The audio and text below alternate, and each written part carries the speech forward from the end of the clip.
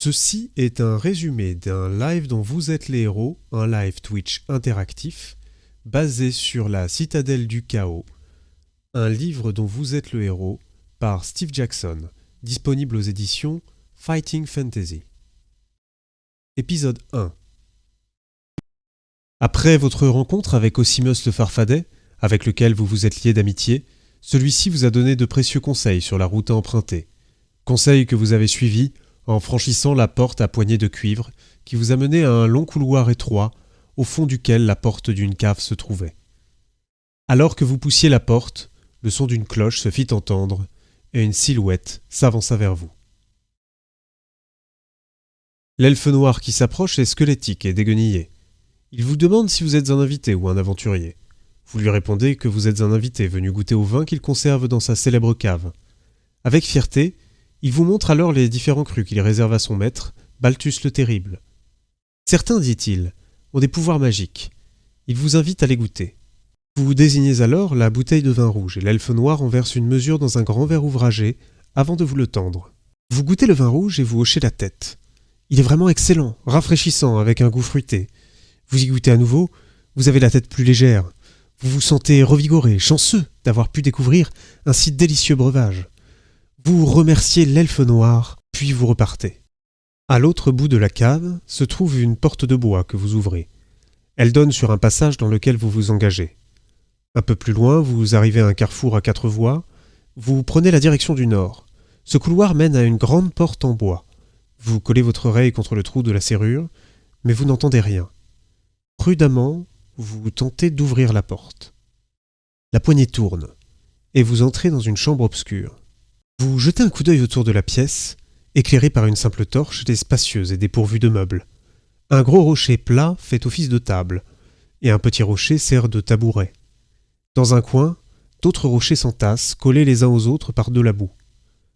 Vous ne savez pas à quoi ils servent, vous voyez simplement 3 coffrets de bois posés dessus.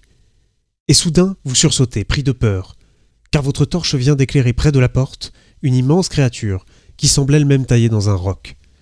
Elle a vaguement l'apparence d'un être humain et vous fixe droit dans les yeux.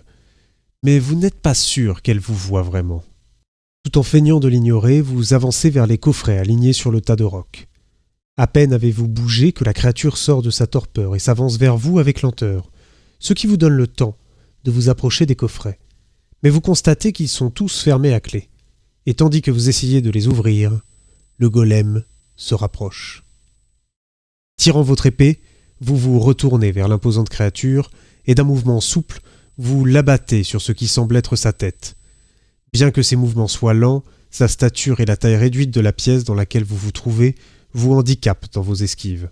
Néanmoins, aidé par votre entraînement et un peu de chance, vous réussissez à lui porter le coup fatal. Le golem s'écrase alors sur le sol et se brise en 1000 morceaux. Soulagé, vous allez examiner les coffrets. Vous saisissant du premier, vous forcez sa serrure avec succès et il s'ouvre. À l'intérieur se trouve une clé d'argent que vous choisissez d'utiliser sur le second. La clé tourne et soulevant le couvercle, vous découvrez une seconde clé en métal d'un verre étincelant. La logique veut que vous tentiez d'ouvrir le 3e coffret avec. Aussi insérez-vous celle-ci dans la serrure du 3e coffret. De nouveau, la clé tourne. La serrure cliquette et vous ouvrez le coffret. À l'intérieur se trouve un bocal en verre dans lequel est enfermée une araignée. Il ne s'agit pas cependant d'une araignée ordinaire. Celle-ci, en effet, a un visage de vieillard et elle vous parle, mais vous ne la comprenez pas. Soudain, un bruit derrière vous vous fait sursauter, et en vous retournant, vous voyez s'entrouvrir la porte que vous avez franchie peu avant. Vous rangez alors le bocal dans votre sac à dos et vous filez vers l'autre porte. Vous l'ouvrez et vous avancez dans un couloir orienté vers l'est qui aboutit quelques mètres plus loin au pied d'un escalier. Vous en montez les marches et vous vous retrouvez dans un autre couloir étroit. À quelque distance, une ouverture vous laisse apercevoir une grande pièce bien éclairée. Il s'agit d'une grande salle à manger. Au centre, vous voyez une longue table entourée d'une 50aine de chaises. Plusieurs portes donnent sur cette salle, mais ce qui vous intéresse surtout, ce sont 2 escaliers qui mènent à un balcon la surplombant. Les murs sont ornés de tableaux et d'armures. Ignorant ces derniers, vous vous dirigez d'un pas décidé vers l'escalier de droite qui vous semble alors très ancien et branlant.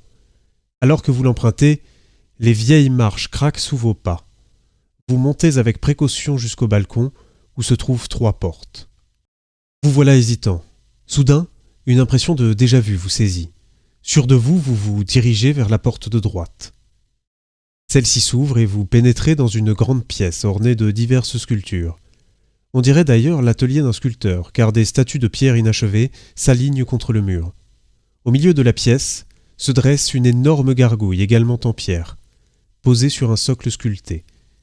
Dès votre entrée, la tête de la gargouille pivote lentement vers vous en produisant un grincement.